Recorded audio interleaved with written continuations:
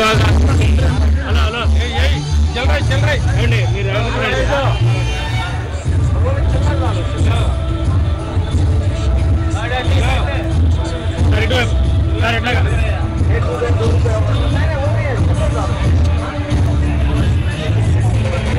ముందుకురా బాబు, ముందుకురా కొద్దిగా.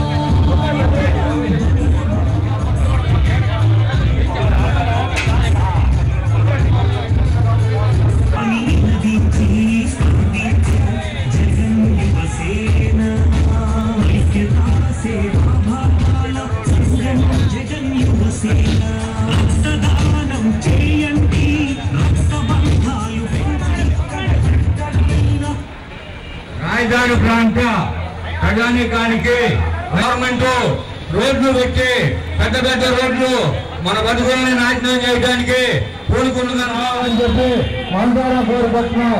ఉద్యోగ పార్టీ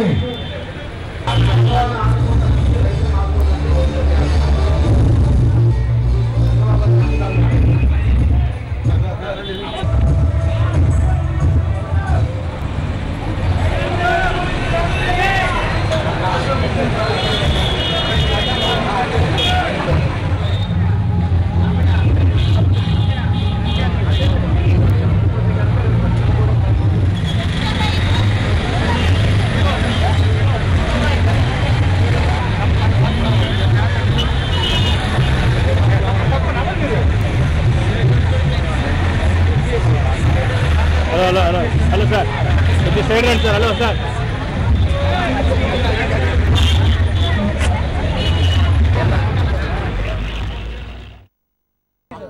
చంద్రబాబు నాయుడు దందానికి అడ్డు అదుపు లేకుండా పోయింది.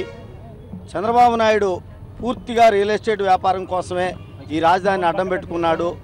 చంద్రబాబు నాయుడు ఈ రాజధానిని కేవలం వ్యాపారంగా చూస్తున్నాడు అనే ఉద్దేశంతోనే ఆ రోజున మోడీ గారు ఒక గుప్పెడు మట్టి, ఒక కడివెడు నీళ్లు ఇచ్చిపోయాడు. దీన్ని నిన్న చంద్రశేఖరరావు గారు, కేసీఆర్ గారు చాలా స్పష్టంగా చెప్పారు.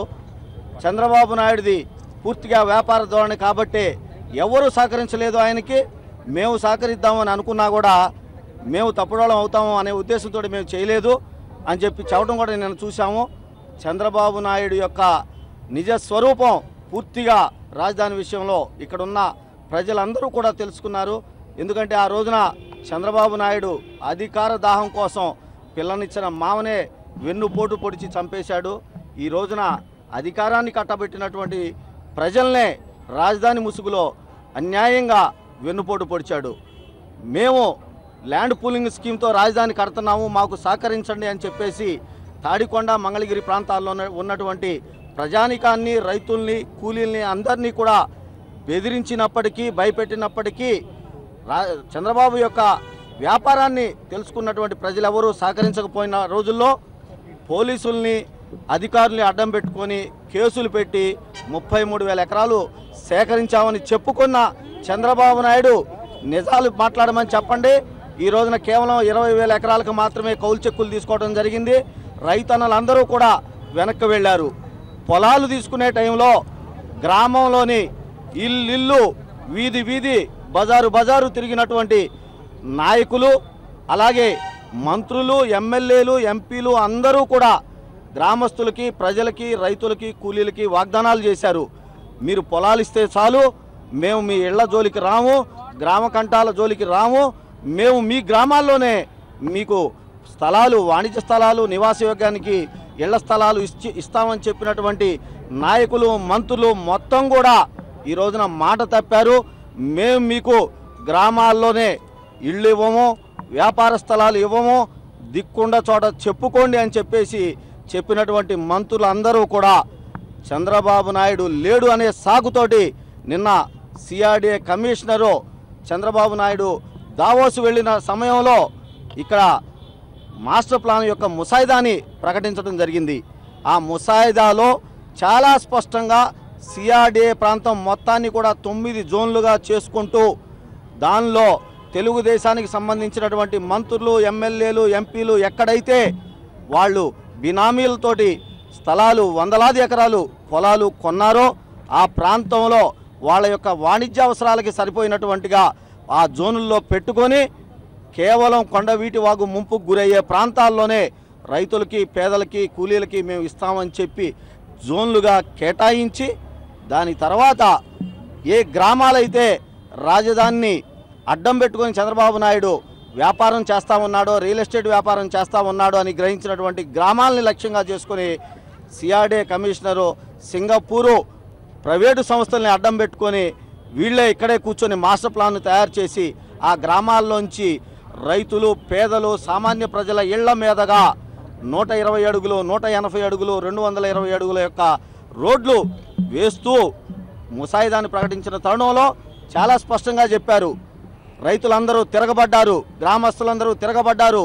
తెలుగుదేశానికి సంబంధించినటువంటి రైతులు, కార్యకర్తలతో సహా ఎక్కడైతే తుళ్ళూరులోనే మొట్టమొదటిగా ల్యాండ్ పూలింగ్కి ఇచ్చారని చెప్పుకున్నటువంటి తెలుగుదేశం ప్రభుత్వం మీద తుళ్ళూరులోనే తెలుగుదేశం కార్యకర్తలు తిరగబడినటువంటి సంఘటన కూడా చూసాం.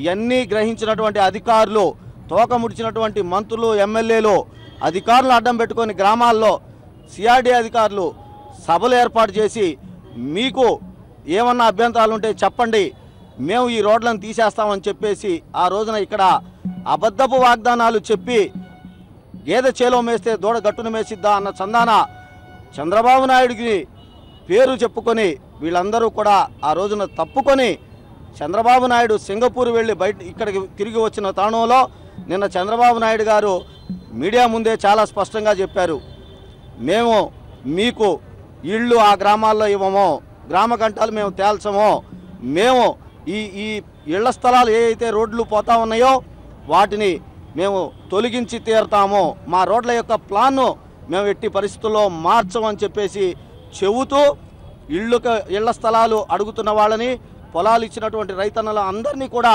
మీరు అత్యాశాపరులు, ఎవరైతే ఆ రోజున కొద్దిమంది రైతన్నలు, గ్రామస్తులు చంద్రబాబు నాయుడికి, పోలీసులకి, అధికారులకి భయపడి పొలాలు అమ్ముకున్నటువంటి వాళ్ళు ఎవరైతే ఉన్నారో ఆ పేద ప్రజలు మా పొలాలు చంద్రబాబు పుణ్యాన పోయినవి, అమ్ముకోవాల్సిన పరిస్థితి వచ్చింది అని చెప్పి ఆ డబ్బులతోటి కనీసం ఇల్లైనా కట్టుకొని తిన్నా తినకపోయినా ఇంట్లో ఉందామని అనుకొని ఇళ్ళు కట్టుకుంటుంటే ఆ ఇళ్ల మీద కూడా కన్నుబడి ఆ ఇళ్ళు కూడా తీసివేస్తున్న తరుణంలో చంద్రబాబు చాలా స్పష్టంగా చెప్పాడు, మీరు మీ డబ్బులతో కట్టుకున్న ఇళ్ళు కూడా కట్టుకోవాలనుకోవడం కూడా అత్యాశ అని చెప్పి చెప్పడం చూసినటువంటి ఈ తుళ్ళూరు, తాడికొండ, మంగళగిరి ప్రాంతాల్లోని ప్రజలందరూ కూడా తిరుగుబాట్లు చేయడానికి సిద్ధంగా ఉన్నారు. ఇప్పటికైనా చంద్రబాబు నాయుడు రేపు 2వ తారీఖున మేము గ్రామాల్లో రైతులను తీసుకొని నా దగ్గరికి తీసుకొని రండి, నేను వాళ్ళతో మీటింగ్ పెడతానని చెప్పి చెబుతా ఉన్నాడు. ప్రజలందరూ కూడా ఒకటే కోరుతా ఉన్నారు, ఏ రోజునైతే మీరు ల్యాండ్ పూలింగ్ కోసం మా ఇళ్ళు అన్నీ తిరిగారో అలానే ఈ రోజున మా ఇళ్ళు తీసేస్తామంటా ఉన్నారు కాబట్టి మా ఇళ్లకు వచ్చి మీరు మా అభ్యంతరాలు తెలుసుకోండి అని చెప్పి కోరుతా ఉన్నారు. చంద్రబాబు నాయుడికి ఏమాత్రం రాజధాని మీద చిత్తశుద్ధి ఉంటే, చంద్రబాబు నాయుడు చేసేది వ్యాపారం కాకపోతే ఖచ్చితంగా చంద్రబాబు నాయుడు గ్రామంలోని ప్రతి ఇంటికి, ప్రతి వీధికి రావాలి. ఆ ఇల్లు ఎందుకు తీసివేస్తున్నాడో, ఎందుకు తీసివేయవలసి వస్తుందో చెప్పాలి, ప్రజల ముందు నిలబడాలని చెప్పి చంద్రబాబు నాయుడిని, మంత్రి నారాయణని, మంత్రి పుల్లారావుని, ఇంకా ఎవరైతే ఎంపీలు తెలుగుదేశానికి సంబంధించిన వాళ్ళు తిరుగుతూ ఉన్నారో వాళ్ళందరూ సమాధానం చెప్పి ప్రజల ముందు నిలబడాల్సిన అవసరం ఎంతైనా ఉంది. ప్రజలెవరూ కూడా అమాయకులు కాదు మీరు అనుకున్నట్టు. ఖచ్చితంగా న్యాయస్థానాలు ఉన్నాయి. న్యాయస్థానాల్లో మేము వీళ్ళందరి తరపున, పేద ప్రజల తరపున జగన్మోహన్ రెడ్డి గారి స్ఫూర్తితోటి, జగన్మోహన్ రెడ్డి గారి అండదండలతోటి మేము న్యాయ పోరాటాలు చేస్తాం. అందరికీ గుర్తుంది, ఆ రోజున దివంగత నేత రాజశేఖర రెడ్డి గారు సుమారు 50,000 ఇళ్ళు నిర్మిస్తే ఈ రోజున చంద్రబాబు నాయుడు లక్షలాది ఇళ్లని తీసివేస్తూ ఉన్నాడు. ఆ ప్రజలందరినీ కూడా రోడ్డును పడేస్తూ ఉన్నారు. అది ఇవాళ తెలుగుదేశానికి పూర్తిగా తెలిసి వచ్చింది. కార్యకర్తలకి, సామాన్యమైనటువంటి ప్రజలకి ఎందుకు మేము తెలుగుదేశానికి ఓటేసామా అని చెప్పి చెబుతూ చంద్రబాబు నాయుడిని ఇష్టం వచ్చినట్టుగా తిడతా ఉన్నారు గ్రామాల్లో. ఇప్పటికైనా చంద్రబాబు నాయుడు బుద్ధి తెచ్చుకొని రాజధాని ముసుగులో చేస్తున్నటువంటి వ్యాపార దోపిడీకి అడ్డుకట్ట వేసుకొని ప్రజలకు క్షమాపణ చెప్పాలని చెప్పి కోరుకుంటా ఉన్నాం.